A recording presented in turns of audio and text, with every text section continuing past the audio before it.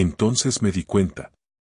Los servidores de Dios, apóstoles, profetas, evangelistas, pastores y maestros, son dados a la Iglesia para preparar a los laicos a fin de que éstos estén debidamente equipados y puedan llevar adelante su ministerio, tanto dentro como fuera de la Iglesia.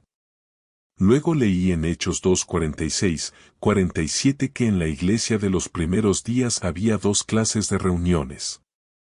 Los discípulos no solo se reunían con regularidad en el templo, sino que también se reunían todos los días en sus casas para partir el pan y tener comunión. Yo sabía que en los primeros días de la Iglesia había en Jerusalén unos 100,000 cristianos, en una población de 200,000 habitantes. ¿Quién podía haberse ocupado de todas esas personas si los apóstoles solo eran 12? ¿Cómo podían haberse ocupado de ejercer el ministerio de casa en casa? Era necesario que existieran dirigentes de grupos más pequeños, de comunidades familiares. Junto con los 7 diáconos, Hechos 6, los dirigentes laicos habrían compartido la responsabilidad de ocuparse del ministerio por las casas. Hasta entonces mi concepto de una iglesia había sido siempre un edificio público, jamás se me había ocurrido la posibilidad de convertir una casa en iglesia.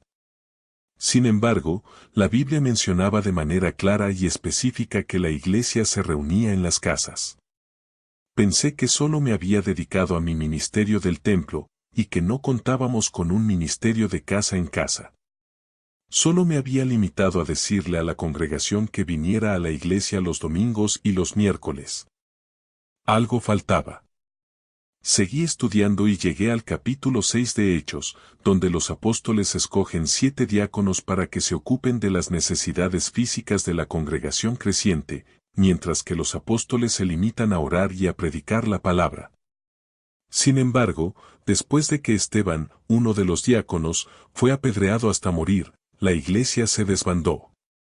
Entonces, hasta los diáconos se convirtieron en predicadores, como lo demuestra en Hechos 8 la campaña de evangelización de Felipe en Samaria.